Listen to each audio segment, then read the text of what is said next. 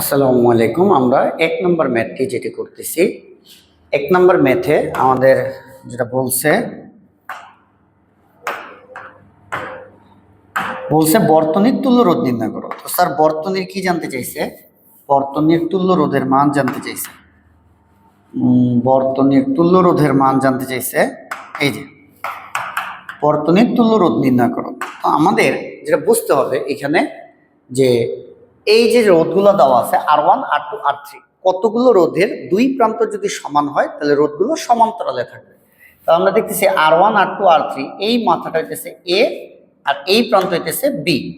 তাহলে স্যার এখান থেকে কারেন্ট এসে ভাগ হইতেছে R1 এর দুই প্রান্ত AB, R2 এর দুই প্রান্ত AB, R3 এর দুই প্রান্ত AB।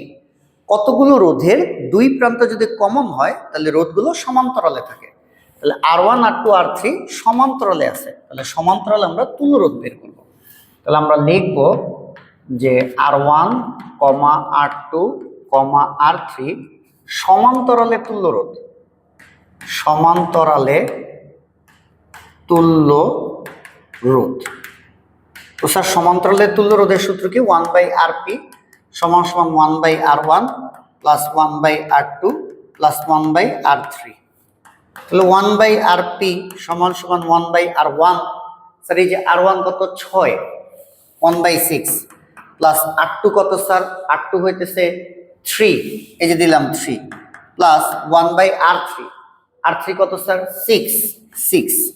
তাহলে 1/Rp সমান সমান লসাগু 6, 1 প্লাস 2 প্লাস 1, 1/Rp সমান সমান 2 3 4, 4/6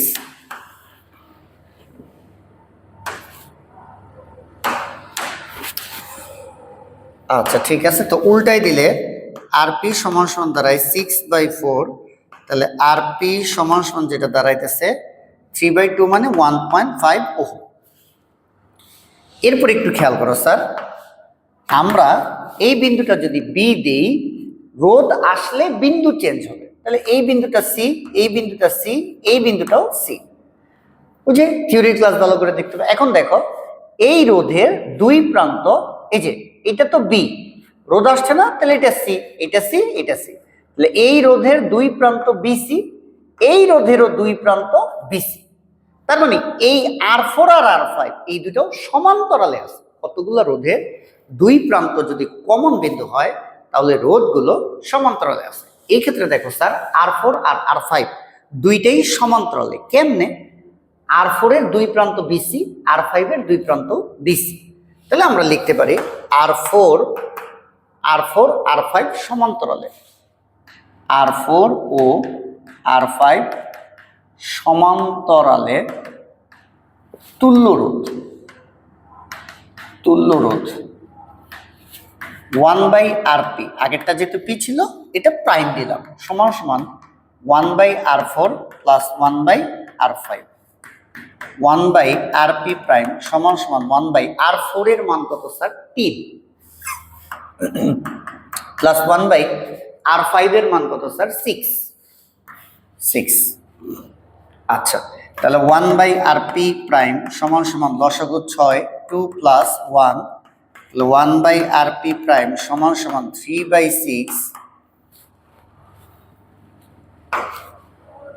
আচ্ছা তাহলে উল্টাই দিলে Rp প্রাইম সমান সমান 6/3, Rp প্রাইম সমান সমান 2 ওহম। এখন আমরা একটু সার্কিটটা ছোট করি। এই ভোল্টেজ সোর্সটা দিলাম 14 ভোল্ট, এইখানে আসলাম স্যার এই তিনটা রোধের পরিবর্তে আমরা একটা তুল্য রোধ পাইছি, যেটা কিনা স্যার এই যে Rp। তো এখানে দিলাম হইতেছে Rp। এই যে এই তিনটার পরিবর্তে আমি একটা রোধ পাইলাম। দেন এই দুইটার পরিবর্তে আমি এই যে Rp প্রাইম পাইছি, দুইটার পরিবর্তে একটা, সে একটা কই দিয়ে যে কোনো এক জায়গায় দিলেই হবে। এই আর তো কোনো ভেজাল নাই। এটা ছিল স্যার Rp প্রাইম। স্যার খেয়াল করো এই তিনটা সমান্তরালে তার পরিবর্তে একটা তুল্য রোধ, এই দুটা সমান্তরালে তার পরিবর্তে একটা তুল্য রোধ। এখন এই দুইটা রোধ কিসে আছে? এই দুইটা রোধ এর ভিতর দিয়ে যে কারেন্ট যাবে এর ভিতর দিয়ে সেম কারেন্ট যাবে, তার একটা আই সেম, আই যদি সেম থাকে তাহলে তারা কিসে আছে? শ্রেণীতে আছে। তাহলে ফাইনালি Rp ও Rp প্রাইম শ্রেণীতে তুল্য রোধ। তাহলে ফাইনালি আমরা কি বুঝলাম?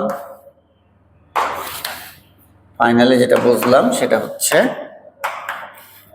আরপি ও আরপি প্রাইম শ্রেণীতে তুল্য রোধ। তাহলে শ্রেণীতে তুল্য রোধ আর এস সমান সমান কি হবে sir? RP plus RP prime. তাহলে আরপি যার মান হচ্ছে 1.5 আর আরপি প্রাইমের মান হচ্ছে স্যার 2। তাহলে আর এস এর মান 3.5 ওহম। এই অ্যান্সার।